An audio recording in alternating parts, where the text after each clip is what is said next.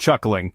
You know, it's said that when the world was first created, the gods had a bit of a mix-up. Instead of inventing the platypus, they invented a headache. That's right, a headache. They quickly realized their mistake and created the platypus, but the headache stuck around just to keep things interesting.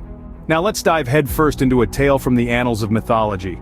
A story so captivating it rivals the epic of the platypus and the headache. This is the story of King Midas and his golden touch. You know, the guy who could turn anything he touched into gold. Not a bad party trick, right?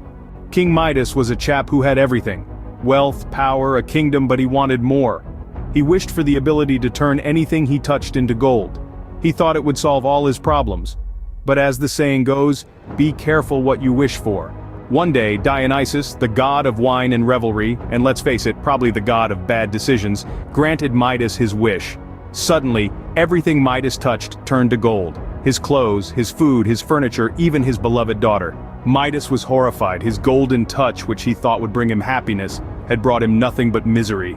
In desperation, Midas begged Dionysus to take back his golden touch. Dionysus, probably nursing a hangover, agreed.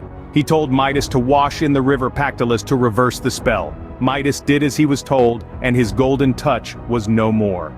Now, you might think our story ends there, but no. Midas, having learned his lesson, decided to live a life of simplicity. He gave up his wealth, his power, and his kingdom to become a gardener. And you know what? He was happier than he'd ever been. So what's the moral of the story? Be careful what you wish for. Money can't buy happiness. Don't make wishes when Dionysus is around.